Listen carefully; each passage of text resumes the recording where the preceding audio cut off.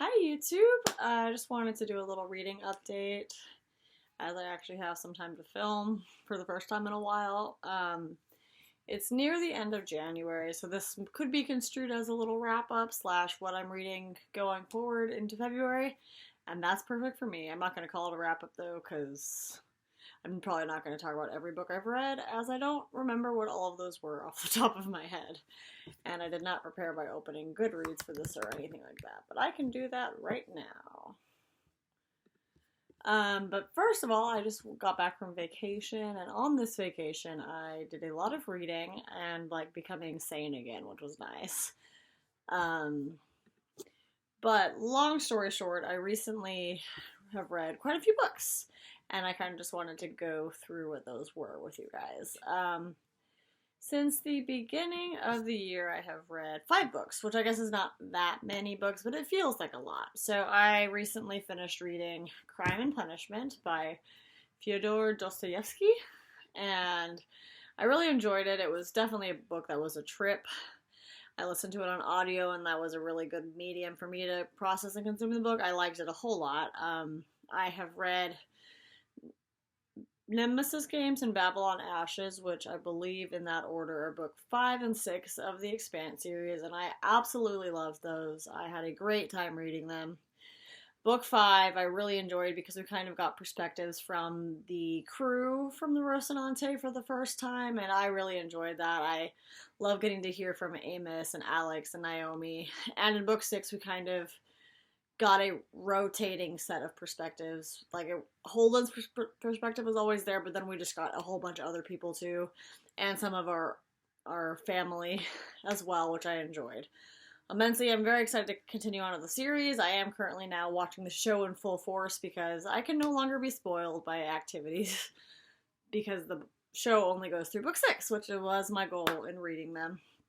I also recently on this trip read Radium Girls by Kate Moore, and this is a nonfiction book about the girls who worked in the radium factories that were painting the watch dials for like both watches and things in like the war machines, so to speak, for World War I and World War II, and how a bunch of them get radium poisoning and die.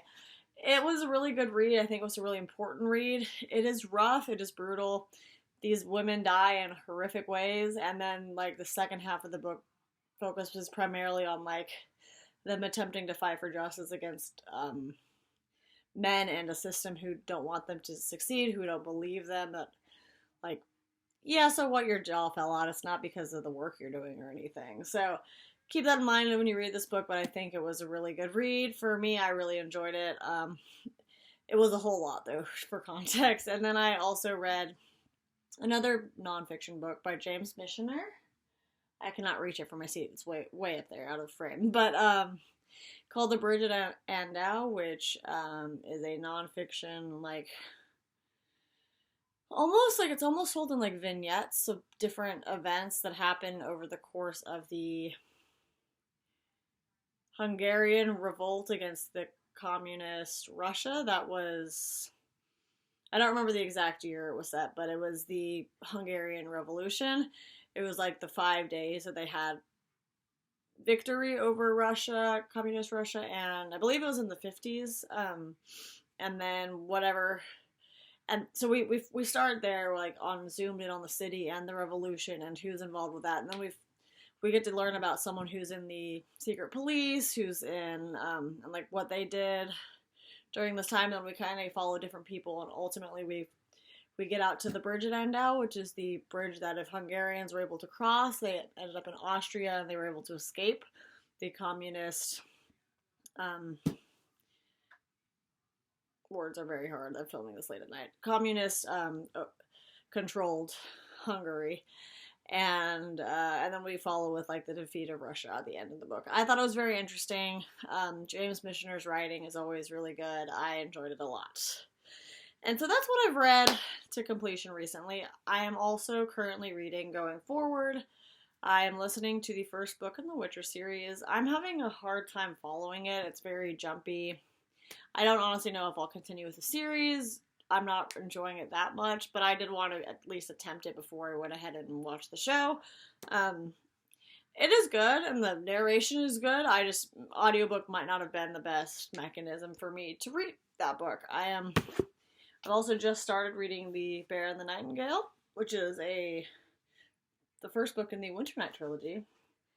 I literally just started, so I don't have much to say about it, but so far I like the writing style. It's very whimsical and also very mysterious and dark at the same time. In terms of another upsetting book I'm reading Unwell Women by Eleanor Cleghorn.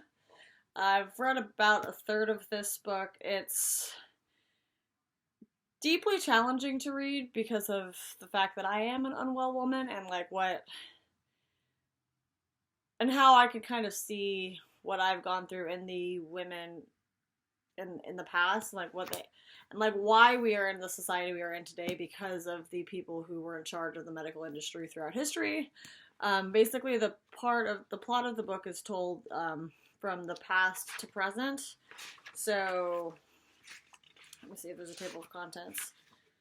Yes, there is. So basically it starts, part 1 is ancient Greece to the 19th century, part 2 is the late 19th century to the 1940s, part 3 is 1945 to the present, and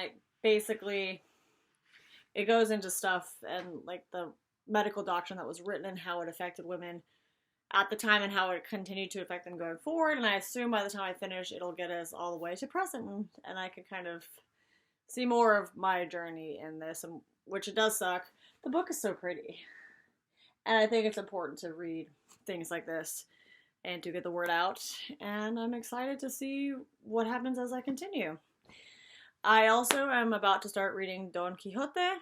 I'm trying to read it in both English and Spanish, so it's going to take me a while. I probably won't finish in February, but I've technically read the first chapter of both. I just haven't made it very far into it yet, and that's about my reading update for you guys. I just wanted to say hi and post some content for you guys because it's been so long. So I hope you enjoyed this little video into my life. I'm probably going to start talking about The Expanse in more depth. I kind of want to talk about what's different between the books and the show in each season, because season 3 did a lot of things differently that I didn't enjoy.